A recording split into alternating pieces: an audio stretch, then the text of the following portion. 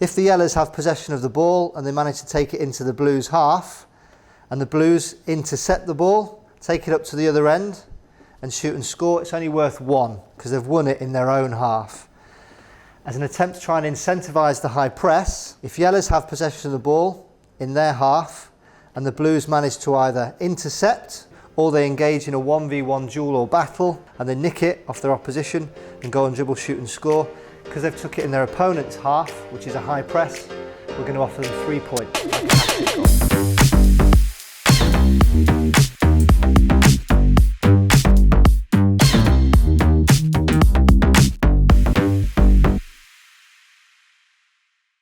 Hello and a warm welcome. My name is Matt Jones and I'm an FA Regional Coach Development Officer. This is session 3 of a 6-week session programme.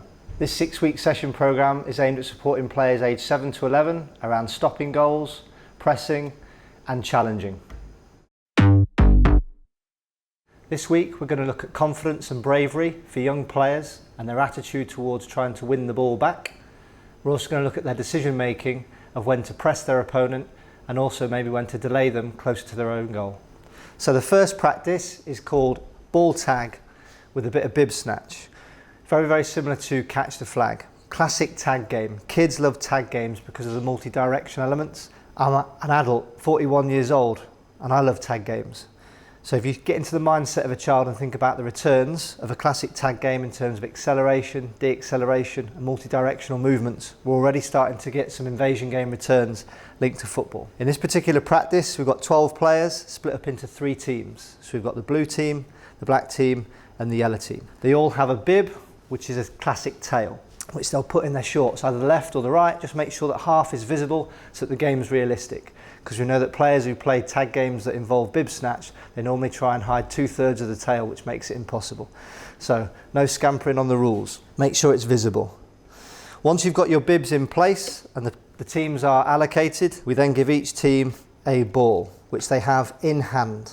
The idea of the game is not to get your bib snatched and to try and tag another team's ball. Now, just for clarity, you're tagging or chasing one team and you're being tagged or chased by another team. So in this case, blues are chasing the blacks, blacks are chasing the yellows, yellows are chasing the blues.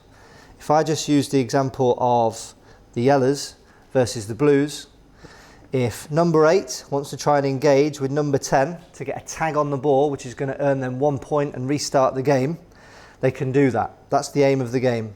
But what 9 might do is, 9 might present an obstacle as a barrier, look to delay, deny, potentially dictate, some of that football terminology that we would use. But for the kids, they're going to present a human shield, like a human barrier, try and engage a 1v1, and then try and nick number 8's bib if they can. If they manage to do that, the bib goes out to the side, just momentarily. Number 8 would have to stand on one leg for the number of seconds that they are in age of years. So if they're 8 years old, they'll stand on one leg for 8 seconds. This is really going to challenge their fundamental movement skills. So we're disguising a lot of learning around defending in terms of pressing, challenging, acceleration, de-acceleration, and in the case of having your bib snatch, fundamental movement around balancing.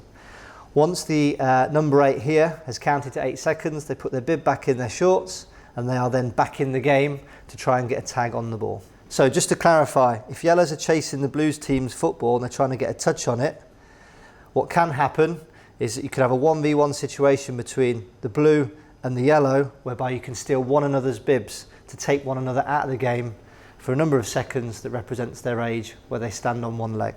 So you get lots of little 1v1 duels taking place all over the pitch, which is really going to test their defending skills of when to press and how to challenge one another and engage.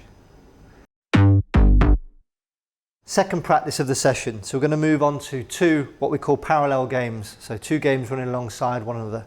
For the kids, they're going to love it because it's 2 mini matches. And who doesn't love to play a match? Here though, we're going to do it with a slight twist linked to the first practice of handball. So like the ball was in hand on practice 1, which you had to try and touch/tag to get a point, we're almost going to play a similar game, but this game has direction, where the 2 teams are defending the goal.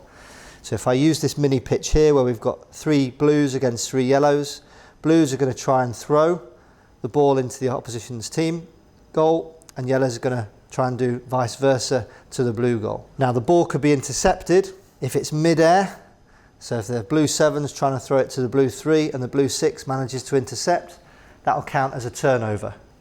The other way that the yellows can try and intercept is to try and close down, so work on that pressing technique we've touched upon in the first practice, engage their opponent in a 1v1 duel or battle and try and tag the ball with their hand and get a touch on it. If they do that, the blues have to put the ball on the floor, yellow player can pick it up and then the yellows transition into attack. That's the way the game will work. You'll have 2 games running at the same time, which maximises the returns on rehearsal and repetition of 1v1/2v2/3v3 defending. An important factor is to keep motivation up. If your teams aren't balanced, make sure you keep rotating the teams. That way the kids get to play different teams and there's an element of variety there. So 3v3 handball, 2 games running at one time. Try it with your players.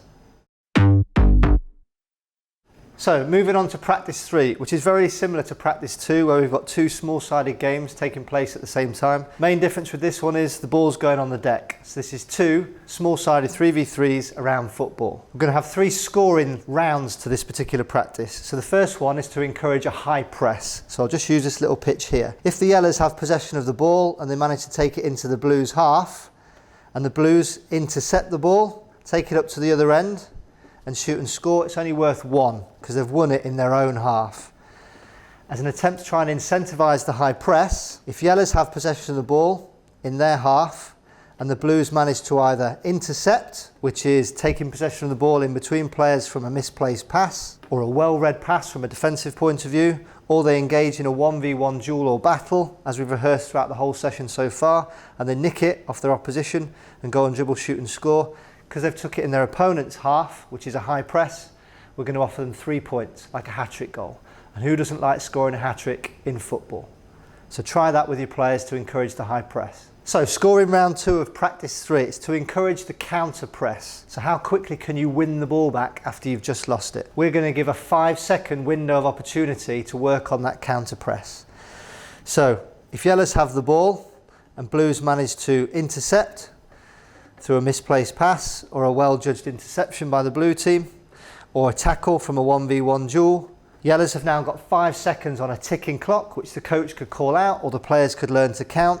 If they manage to nick it and win within 5 seconds and shoot and score, working together as a team, then have an opportunity to win some extra points. How do they do that? Well, if you can remember a dice, so borrow one from a board game you've got, leave it on the side of the pitch. The goal scorer who scored comes off the side, rolls the dice, and that's how many points they get if it lands on a 4, 5 or 6.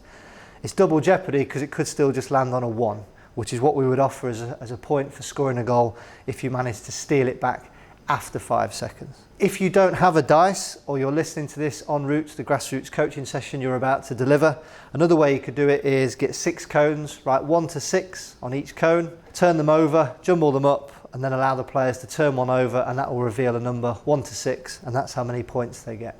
You'll just have to remember as a coach to use the same coloured cones so that they don't twig to which one's got 6 on, and also make sure that you jumble the cones up so they don't know which one has got 1 to 6, because kids have a way of finding a way around these things, which is clever, but it could ruin the integrity of the game. Now we're on to round 3 of practice 3.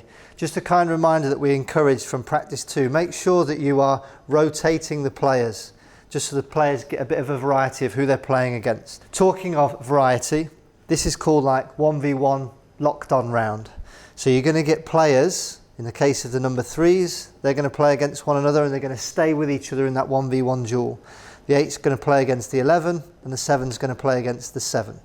They have to follow that opponent round for the entire game. Hence why we call it 1v1 locked on duel. In terms of how you can match the players up, you could let the players choose. Another way you could do it is you could think about what their learning needs are. So you could have the taller players against one another, so there's that physical matchup.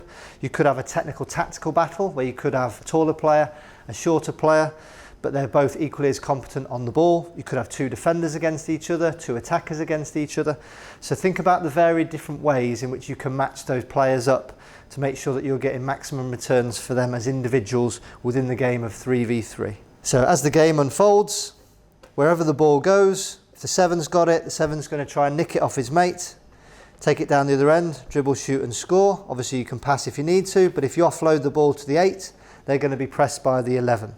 So what you'll find is that this starts to work on not only defending when a player's got the ball, but also you're thinking about your timing, your movement, your positioning as a defender to try and keep tabs and track where your player is going. One of the lines I like to use with the kids is you've almost got to predict where their sat-nav's going to take them. So if blue number 8's got it and I am yellow number 3, I'm trying to predict the movement of blue number 3 who's going to try and support number 8 and almost maybe try and delay him or be ready and anticipate when the ball might come across to him to intercept.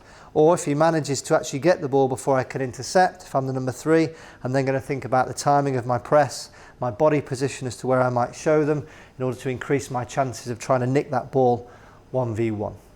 So that would be a 1v1 lock-on game. Again, try it with your players, but consider those matchups to get maximum returns from the practice. Thank you for taking the time to watch this video. If you've enjoyed it and you'd like to access more resources, please visit our England Football Learning website or the England Football Learning YouTube channel for more information.